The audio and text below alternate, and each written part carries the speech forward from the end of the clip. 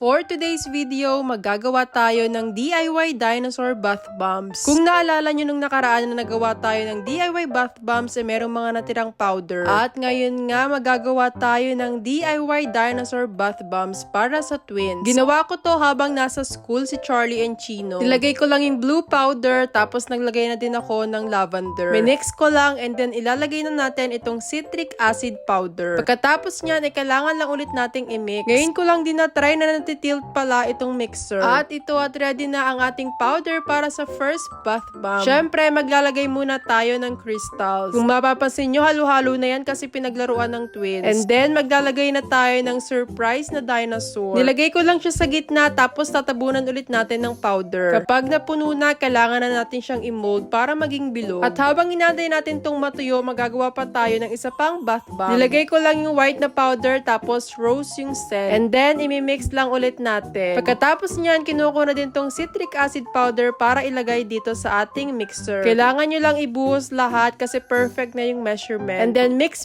lang ulit. Ito na nga pala yung una kong ginawang bath bomb. Medyo tumigas na siya, kaya ito pwede na siyang tanggalin dito sa mold. And ito na yung kanyang itsura. Para sa second bath bomb, naglagay lang ulit ako ng crystals, tapos itong powder. And then, nilagay ko ulit sa gitna yung ating surprise na dinosaur. Tinabunan ko lang ng powder, and finally, ito na nga ang ating pangalawang bath bomb. And then wait lang ulit tayo ng few minutes. Para sa pangatlong bath bomb, ito naman is color purple. And then yung scent na nilagay ko is orange. Mix lang ulit para mas spread nga itong ating scent. And then kailangan na ulit nating ilagay itong citric acid powder. Kailangan nyo lang din talaga i-make sure na durog siya. Yung ating second bath bomb, ito na siya. Na-mold na din siya pero natatanggal ng konti yung mga crystals. Para sa pangatlong bath bomb, ito naman yung crystals na nilagay ko. And talagyan na din natin ng powder itong ating molder. Syempre, baka makalimutan natin ang ating surprise dinosaur. Nilagay ko lang din ulit dyan sa gitna, tapos tatabunan ulit natin ng powder para matago. And then, imomold lang ulit natin siya, and mag-aantay tayo ng ilang minutes. Eto nga pala yung mini version na ginawa natin before. Sobrang tigas na niya talaga. Anyway, madami pang natirang powder at feeling ko makakagawa tayo ng isa pa. Kaya naman, tanggalin na muna natin itong third bath bomb dito sa ating molder. Para sa mga natirang powder, magagawa tayo ng mixed colors na bath bomb. Nilayer ko nga lang itong iba't ibang color. And parang super cute itong magiging kulay na to. And ito, hindi ko na nilagay ng surprise sa dinosaur kasi bala ko sana ako yung gagamit. And finally, ito na nga ang ating last bath bomb. Nagamit na natin lahat ng powder. Natutuwa nga ako dito kasi mukha siyang ice cream. Pagkalipat ko sa plate, hinayaan ko pa silang mag-dry ng konti. And syempre, pinicturean ko na din para may remembrance. Maya-maya din dumating na ang twins galing sa school. Pagka-uwi nila from school, naliligo talaga sila. Kaya ni-ready ko na itong bathtub. Syempre, tinimpla ko muna, baka naman masyadong mainit yung water. And ni-ready ko na nga din itong mga ginawa kong bath bombs. Yung para sa akin sana nasira. So, ilalagay na lang natin siya dito para makita nyo din kung paano ba siya. Diba, nakakatuwa, nag-fizz talaga siya. And kumukulay talaga sa water. Nilagay ko na nga din pala yung dalawang maliit na bath bombs. And nandito na nga ang twins at pinapili ko na sila kung ano ba yung gusto nilang unahin. Nakakuha agad itong si Charlie at nilagay nga agad dito sa bathtub. Yung pangalawa, siya na lang din ang pinapili ni Chino. Tapos, yung pangatlo, ayan, nakuha din kaagad ni Charlie. Busy kasi si Chino paghahanap ng mga dinosaurs sa loob ng bath bomb. O, diba, siya talaga yung nakakuha ng dalawa. Tapos, na kay Charlie yung isa. Complete na ang dinosaurs at super happy ang twins.